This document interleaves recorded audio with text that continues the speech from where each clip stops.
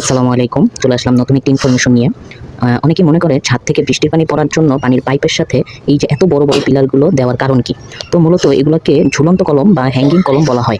সাধারণত একটি স্থাপত্যগত বা গঠনগত উপাদান যা কয়েকটি সাপোর্টের উপর নির্ভর না করে উপর থেকে ঝুলে থাকে জাস্ট, হ্যাঁ? তো এর উদ্দেশ্যগুলো কি? যেমন ধরুন স্থাপত্যগত নকশা, বিল্ডিংয়ের চেহারা বা ডিজাইনকে আকর্ষণীয় করা। অনেক সময় এটি শুধুই নান্দনিকতার জন্য ব্যবহার করা হয়ে থাকে। আবার দ্বিতীয়ত যে বিষয়টি থাকে সেটা হলো ফ্লোর প্ল্যান ফ্লেক্সিবিলিটি। এটার জন্য যে বিষয়টা হলো নিচের ফ্লোরে কোনো বাধা ছাড়াই খোলা জায়গায় রাখতে, যেমন পার্কিং স্পেস বা খোলামেলা লঞ্চ এলাকা রাখতে এগুলো ব্যবহার করা হয়। এছাড়াও লোড ট্রান্সফারের যে বিষয়টা থাকে, অর্থাৎ এই যে ঝুলন্ত কলামের উপরে যে ফ্লোরটি থাকে সেই ফ্লোরের কিছু লোড পাশের কলাম বা ভীমের মাধ্যমে বিল্ডিংয়ের মূল কাঠামোর সরিয়ে নেয়। আবার অনেকেই মনে করে শুধুমাত্র বৃষ্টির পানি পাস করানোর জন্য এই ধরনের কলাম ব্যবহার করা হয়। এটা একটি ভুল ধারণা আসলে। এটি বেসিক্যালি নকশা বা কাঠামোগত প্রয়োজনের জন্য ব্যবহার করা হয়। তো আজ এই পর্যন্তই। Thank you.